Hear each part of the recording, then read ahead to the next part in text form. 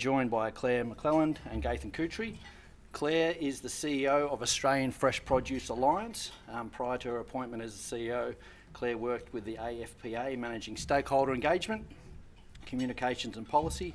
Claire has a background in the horticulture industry through roles with AusVeg, Vegetables WA, and a commercial vegetable grower, Schruers, I hope I got that right, Schruers and Sons. Claire's previous roles are focused on sales, trade and export market development. We're also joined by Gaethan Cutri. He was the Managing Director of one of the largest stone fruit businesses in Australia. I'll let Gaethan tell you a little bit more about that. After starting out as a lawyer at a respected law firm in Melbourne, Gaethan returned to the family farm and has since then been at the forefront, and I've seen this myself, the forefront of orchard systemisation, orchard technology, and new varietal IP in the Australian market. Gaethan's also been a huge advocate for market access. So what I'll do is I'll ask each of the panel members to give a quick intro on themselves, talk a little bit about their business and some of their insights. I've got a couple of questions that I've been dying to ask all week, so I'll get them off and then we'll over to the floor. So over to you, Claire. Thank you very much and welcome. My name is Claire McClelland. I'm the CEO of the Australian Fresh Produce Alliance. If you'd all, I suppose, indulge me briefly a bit about who I am, and the reason that I tell you is I think it's an interesting context in horticulture and agriculture and how we attract and bring people into the sector. But I didn't grow up on a farm. I didn't go on a farm until I had my first job in the industry. Didn't have an uncle with a cow farm or anything like that. People try to draw links. Went to university, did subjects completely unrelated to agriculture, and then found myself meeting a guy at a bar who had a job and went for a job interview, and all of a sudden it was like, hey, your job is now telling farmers how to export vegetables. And it's like a pretty hard landing into a sector that you kind of don't know anything about. But I just think it's an interesting thing, kind of, contextually around a conversation I'm sure we'll have today around who works in our industry, where we get them from, and how we attract them back into the sector. So, interesting journey for me. Went from that role into working on a farm, looking after production and sales for a celery, leek and vegetable grower. And again, no idea how to grow celery, don't know anything about it, but again, a pretty hard landing on how difficult it is and the pressure on growers to actually meet demand and orders and specifications. So, long story short, now looking after the Australian Fresh Produce Alliance, which is a really exciting member-based organisation doing advocacy for the horticulture sector. Members are 13 of Australia's largest fruit and vegetable producers. They account for about half the turnover in the sector, so about 5 billion of the 10 billion value of the fresh produce industry. It's kind of an interesting story too, the AFPA story. Members got together in about late 2018 to have a conversation about packaging requirements within the retail space and how they really impact their business. And in getting together a small group of those producers, they're like, oh, we actually have heaps of shared problems that are not crop specific, so that aren't just a stone fruit problem or aren't just a vegetable problem. And members then, I think, put their money where their mouth is and actually formed the organisation. It's entirely funded with members' money to advocate and to try to drive the industry forward on a few key issues. So priorities for the AFPA are workforce and people, and how do we develop a productive and returning workforce for our sector. Certainly the trade and market access space, which Gaethan knows plenty about, and how do we grow our industry through export opportunities. And the third priority for the next probably 18 months is really driving some sustainability outcomes too. So really exciting place to be in fresh produce. Leave it there, go back to Ben, but thank you everybody for coming today, and for Ben and the others for the invitation. Looking forward to the conversation. Okay, so I'm Gaethan Cutri. I'm a stone fruit farmer, so nectarines, peach, plum and avocados. So can you guys hear me at the back? Sweet. So I grew up on a farm, so I'm the exact opposite. I grew up realising it's a lot about hard work and you just got to get it done no matter what. But I was probably in a really lucky family situation in which my father always involved me in the business. Our business was small enough our business is small enough that I was able to run the packing facility probably from the age of 12 and get to sell to one of the retailers in Australia. So I think from the age of 12 I was selling to Coles every day. A lot easier than it is now, but I was still doing it. So I came with a pretty good understanding of the customer, and exports always been a big part of our business. So I think I've travelled to Hong Kong or China nearly every year since I was 16. So I had this great opportunity to see the bigger market. Anyway, then I left, studied commerce law, became a lawyer because I wanted to wear a suit. Came back when I was around 27 and probably saw the opportunity slightly differently because of the different vantage point. And then I just came back trying to learn what to do to scale it. So I realised that not many people actually understand, this might not be true, but it was my impression, that try and sell your stuff or tell your stuff and there's no logical or scientific reason for it, and it's just anecdotal. So I tried to put myself through an ag science degree that I made up myself over a year. I actually got someone in to coach me, and then I did the same with business. For another year, I tried to read a business book every week for 52 weeks. I think I got to 47 books. And it just made it really clear to me that I was trying to find a business that was able to do the things I love, and so we came up with a mission of using science, systems, process to consistently deliver the right fruit to the right customer at the right time. And so when you overlay decisions with that background, you start to see the farm as a business, and you start to see it slightly differently. Then we put our key economic driver around that, and for us it's profit per tree. It's changed a little bit since then, but we actually go EBIT per tree, hectare, and sometimes limb, depending on the crop we're growing, and it makes you think of a different way to solve the same problem or see it from a different vantage point.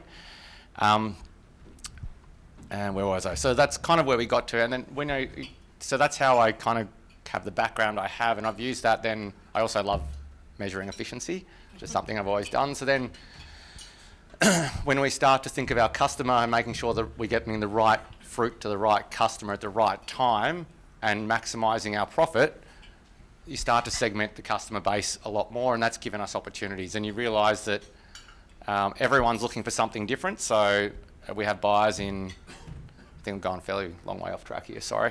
But we have buyers in some country who seeking small fruit. And so we've kind of built our business around being able to sell the different size spectrum of fruit because it's highly perishable. And so we have to pick it, pack it and send it really quickly. And we've kind of found someone who likes each of those fruits.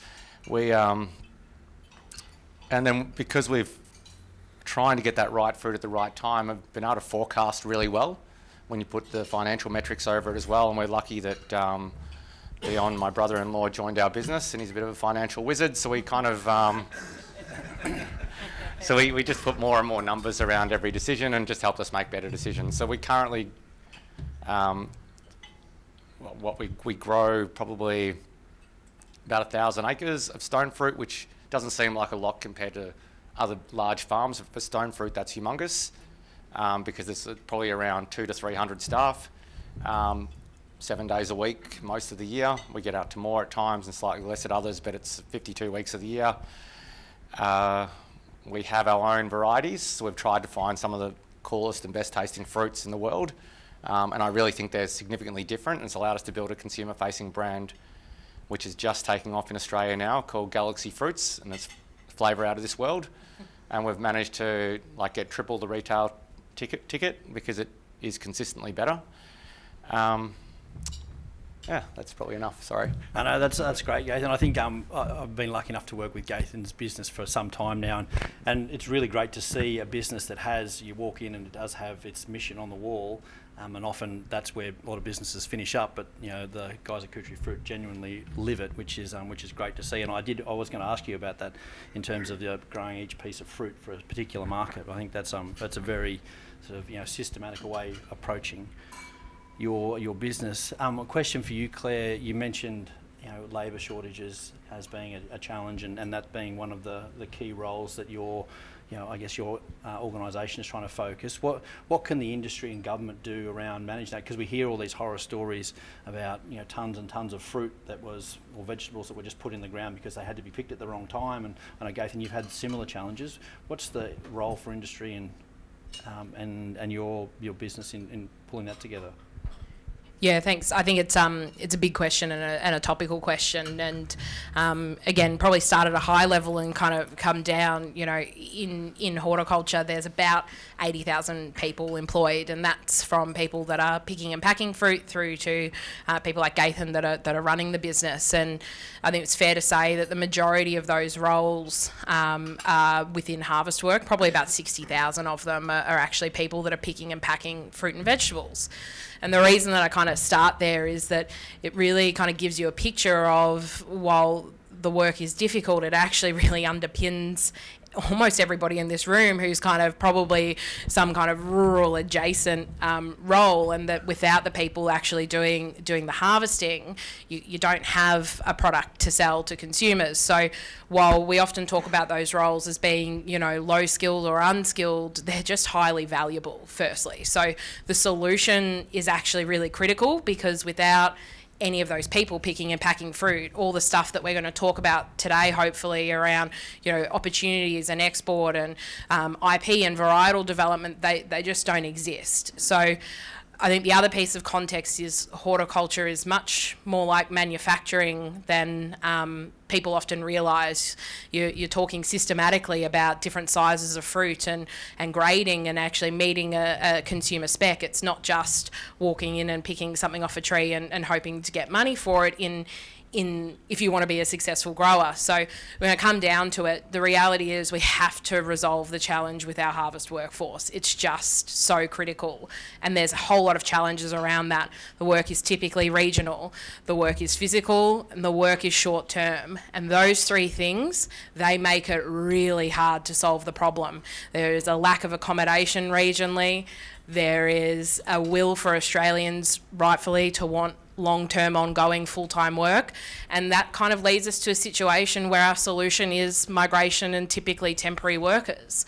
So one of the AFPA's key asks is to consider a harvest work visa, so a work visa that specifically enables workers to come to Australia, work on horticulture farms, have a whole raft of standard and protections, work for good employers, and importantly be able to return year on year to perform those harvest roles. That increases our productivity, it enables us to invest in accommodation, and it helps us pick the fruit that everybody, and the vegetables that we've eaten here today and that we all need to buy in our weekly shop.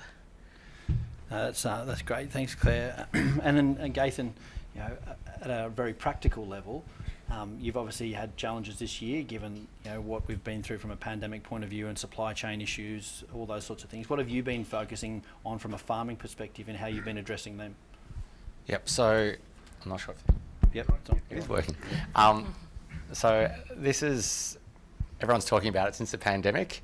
In our industry, it's just been since I've come back. It's gotten progressively worse every year. So there's a couple of ways to think about it. In terms of the immediate, what do we do? There's no staff. It's not just immediate. It's kind of been a really steady decline over the last 4 or 5 years. So we've been using the seasonal worker program, which has been fantastic, and now we have the PALM scheme, which is the same thing, but instead of a 6 to 9 month visa, we've got a 3-year visa. It's pretty significant for our business. So we've gone over we went to Timor-Leste, and we actually got to select the people who come work for our farm, because everyone wants everything cheaper and better quality, and everything has to be perfect, and it's really hard to produce. Even with great systems and great processes and everything right, we still need to get the right people doing the right thing. But when we rely on the staff who just walk up, we generally get people who don't speak English, have no desire to work, won't follow our instructions, and may or may not come day 1, day 3. They just come whenever they want. They'll just walk off in the day. Some will sleep down. The PALM scheme has been amazing for us, in that we, for the first time since I've been back, have been able to select our staff. So we can get people who want to do the job, so we can get people who are motivated, capable, and then we can teach them knowing that they're going to stay for a while. can I go a tiny bit longer? Yeah, yeah. So that we've been trying to solve the problem a different way too, and by trying to work out what we can mechanise, we haven't quite solved much robotically, even though there's this great push for it, and I love talking about ag tech, but probably what we've really done is, with success, is change the orchard architecture to allow the systems of mechanisation around the world to be adopted on our farm. So in terms of our farm, a practical way we've solved it, so we used to use maybe 400 staff 7 days a week for about 10 weeks a year to thin. That's removing the fruits, the excess fruits at that period. We now grow a heap of our trees, instead of this big, massive, three-dimensional tree that's like 3.5 metres wide by 2.5 metres that way, we now grow them all this really pencil-thin canopy, so it's probably 20 centimetres off centre either side, 4 metres tall. It allows us to do that task. We can get probably 50% of the job done robotically. So it would normally take 360 hours of manpower to thin a hectare. We can do the first pass getting a 50% job in probably 30 minutes. So then we get a really consistent crop, allowing us to do the manual activity a little bit later in the process, so we can control it a little bit better. So we've just tried to solve the problem going backwards, because where's the root of the problem occurring, and anything we can do to change it from that perspective. That is probably not the question you asked me. Sorry, Ben. No, that's great. I often, working with Gaethan, I often get the better answer just by asking a question and letting him talk. So I got a couple of quick questions from me, then it'll be over to the audience. But China. So we hear a lot about China in the press, a lot about the trade relationship that Australia has with China at the moment, and a lot about the supply chain issues. Now, how is that impacting the industry, and when do you expect to see that might start to even out a little bit or improve? I don't care. You can go. You go. You're a big trader in China, so. Yep. So our business, maybe 40% of our fruits, is that a real number? Yeah, something like that, is sold into Hong Kong, China, and I'm going to go off track, so maybe if you redirect me. But so what do we see happening? So it's been a really difficult period, because Australia, I'm not sure how freely I'm meant to speak, but Australia always has a position on other countries' political decisions, and they impact our industry significantly.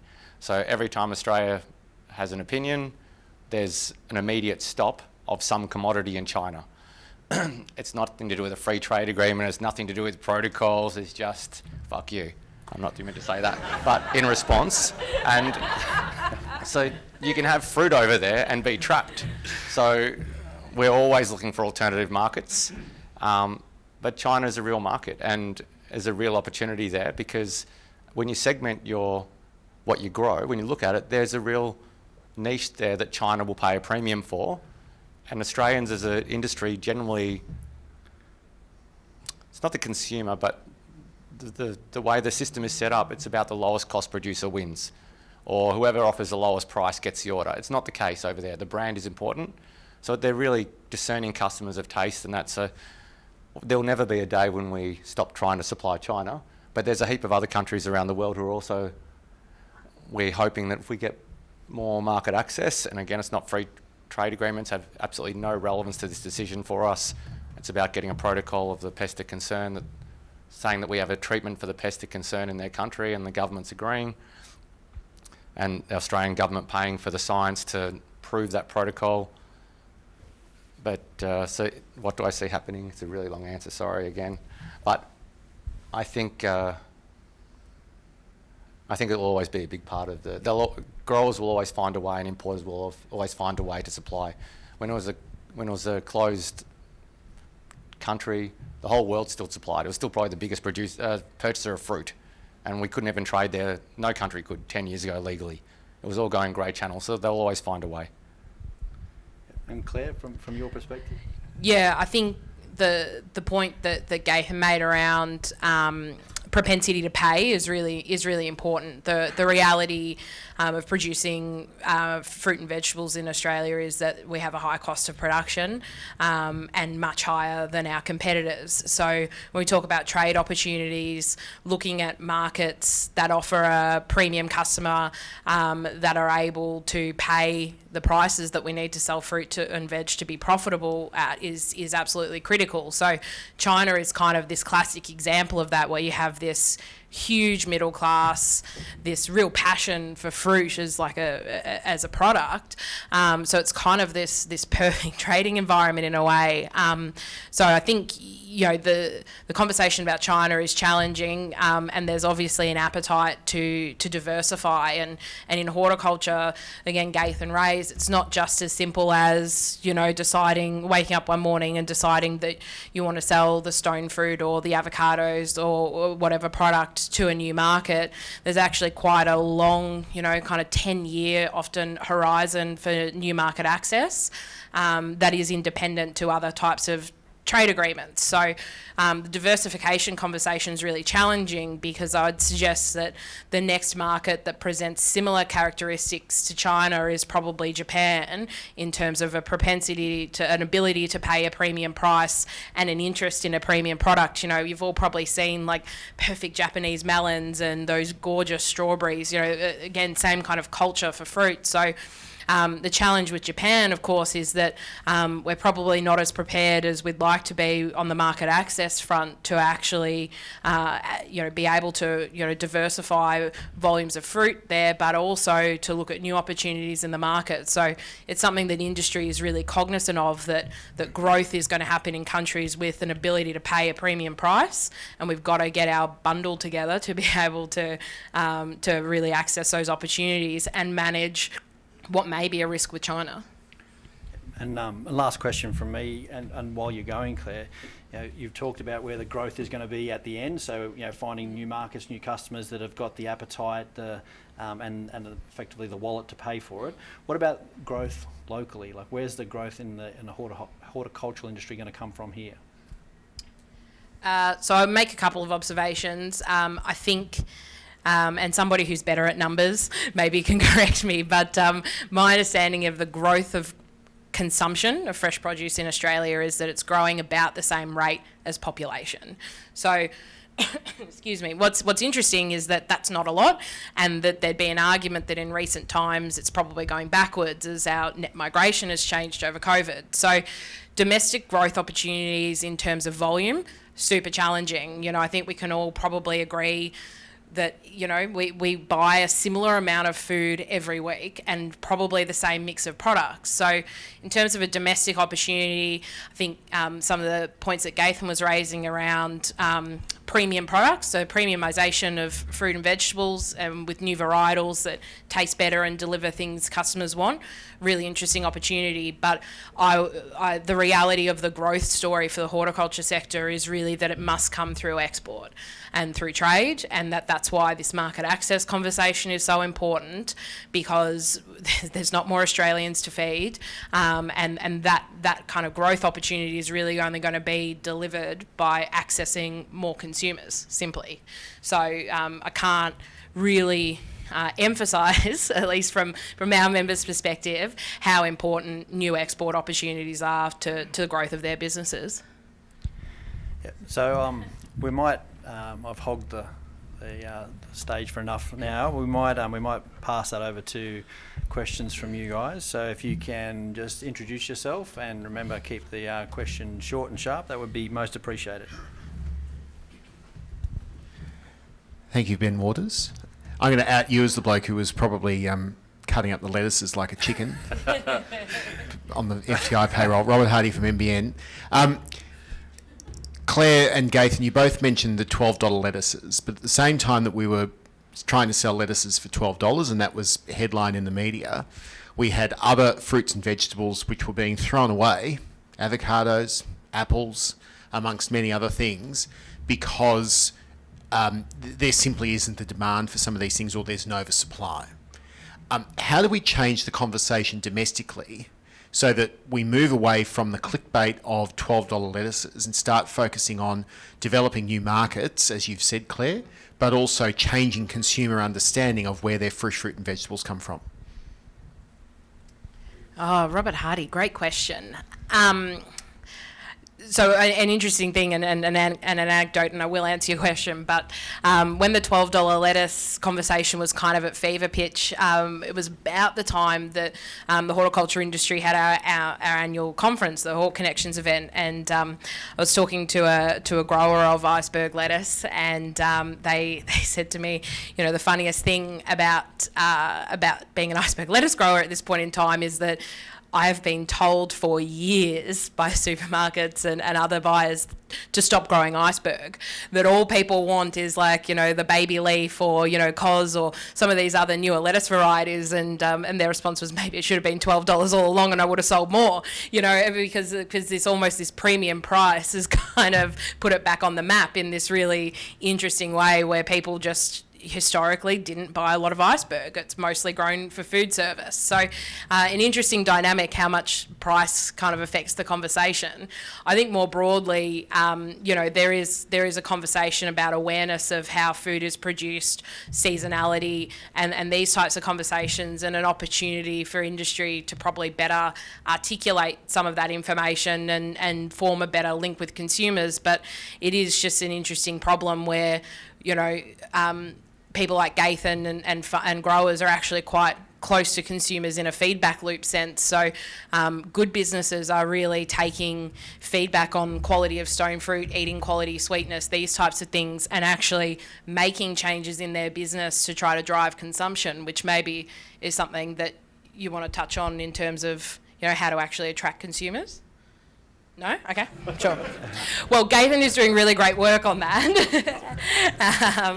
So look, I think there's work for industry to do, but you know, the $12 lettuce problem is a really great platform to have the conversation around how and when we produce food and the value of food to Australians. Thanks, Robert. I'll never be inviting you to dinner again. That's it. It's for you. You're off the list.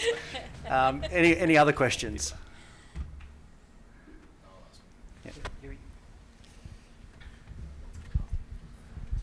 Hugh Campbell, Southern Premium Vineyards or Fresh Country Farms. Gaethan, where do you see the avocado industry going? I know you've got a few trees. There's an oversupply for some of us, but you're quite confident. Why is that?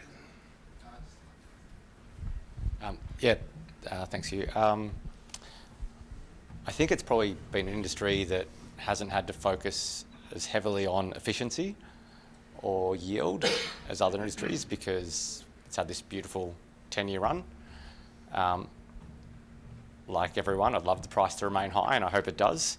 But I think there's some opportunities in increasing yield, potentially reducing costs. But I think that it's still going to stay. There's export opportunities as well. But will all that mean that it's going to magically be solved? No, I don't think it's going to be magically solved. But I do think I think people will learn, like our industry used to, we were probably selling for double the dollars per kilo 15 years ago than we are today. And no one would have thought it'd be possible, and I don't want to push prices down by any stretch, but I think there's some really easy gets in the avocado industry. I think that consumption is growing at a faster rate than other commodities. It's not just growing in line with, I'm not sure if that's factual, but my strong belief is it's not growing in line with population. It's an outperformer, and it's become a staple. So, and there's other products that can be made from avocados, and I think as we learn to utilise the waste and seconds in a different way, maybe we can continue to make that a profitable industry. Probably wasn't a great answer. Sorry, Hugh. Any other questions? Sam McVinish from Fresh Country Farms. Gaethan, you mentioned you're a process man, and you mentioned robotics. Appreciate that it's sector specific, but how far away do you think realistically robotics will take care of the harvesting? Yeah, so everyone's focusing on harvesting, and harvesting might be the answer, but I doubt that it is the answer, in my opinion. It's about solving the problem many, many, many steps before. I don't know, there's a lot of, I spent a lot of my time and a lot of resources of our business trying to solve not the harvesting part, but we did have a lot of, because our farm is kind of, like I said, like that movie Field of Dreams with Kevin Costner.